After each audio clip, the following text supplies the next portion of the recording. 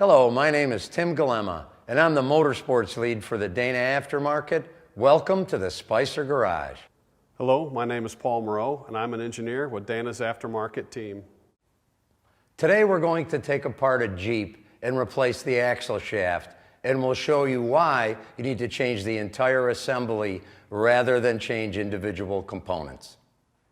The reason we're changing the shaft in this particular Jeep, as a matter of fact, both sides, is after 100,000 miles, the seals have begun to wear. As you notice, there's buildup on the brake backing plate. So in an effort to keep control of the leak, we're changing the entire axle assembly as you see it here. The axle shaft assembly consists of a finished axle shaft with wheel studs pressed in, an ABS tone ring pressed onto the shaft, a retainer plate, the oil seal, a bearing assembly, and a retainer ring. Under no circumstances should individuals attempt to perform any repair or maintenance procedure for which they have not been properly trained or lack the proper tools and equipment for the repair. Always wear the proper safety glasses that meet OSHA requirements when performing maintenance or service. Failure to wear safety glasses can result in personal injury and/or partial or complete vision loss. Always be careful when handling gears or other sharp components.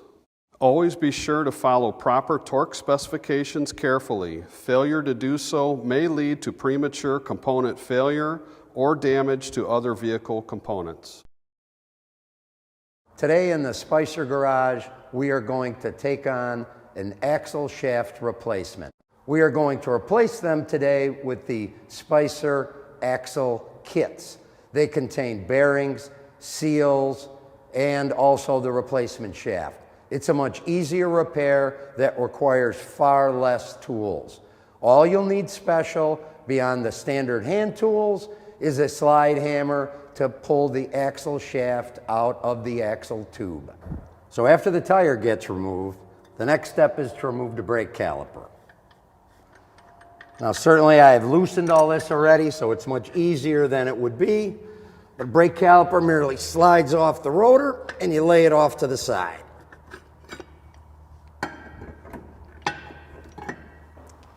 Next, the rotor should come off pretty easily. It may get stopped on the end of the axle flange, but more often than not, a quick tap with the hammer should get it off. And now we're going to go back to the axle flange.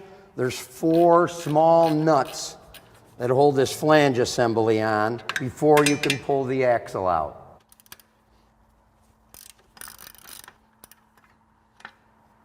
Next step, once the flange is firmly attached onto the axle flange, a couple of slides of the hammer, and in this particular case, I can see it moving already.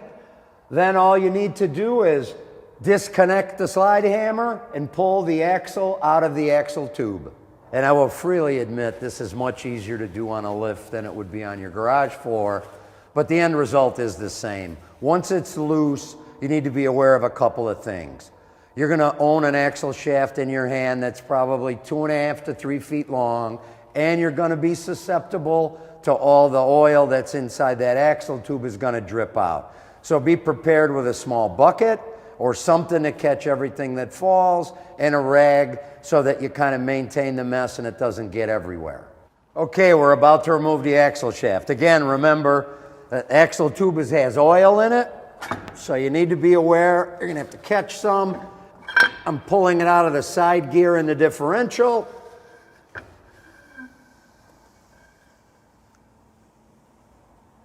And out it comes. You'll see the splines, and the axle shaft is in your hand.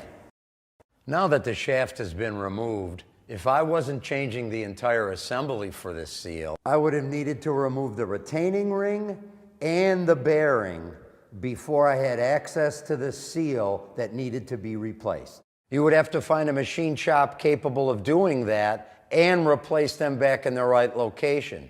So the assembly offers you a factory installation of all of those very critical components. You will notice on the new axle shaft assembly that the bearing cup is installed onto the bearing cone and cannot be separated. Most of the time when you remove your axle shaft from the vehicle, you'll notice that the bearing cup separates, making reinstallation back into the vehicle much more difficult. That's one reason why we recommend a new shaft assembly. Remember to check the axle bore before you install the axle to be sure there are no nicks or scratches. Okay, I've already looked to be sure that the axle shaft is an identical match of the shaft I've taken out, because on different vehicles the axle shafts might be different lengths.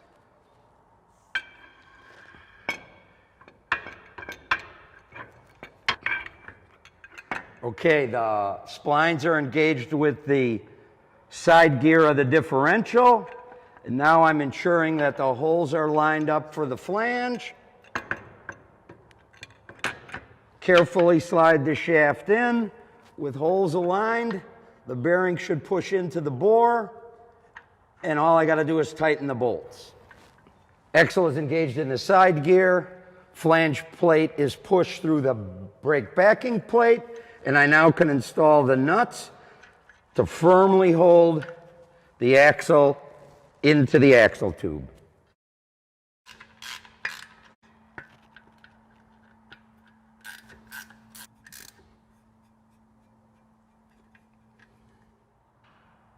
Just to make the installation easy, I've wiped a small amount of grease on the axle flange, so when the brake rotor goes on over the studs, it will slide freely over and seat on the flange. Okay, once the rotor is firmly back up on the axle flange, you have to slide the caliper over the rotor and reinstall. You've ensured that everything is in the right position. Torque everything back to the factory specification and reinstall the wheel and tire. You should be ready for another 100,000 miles.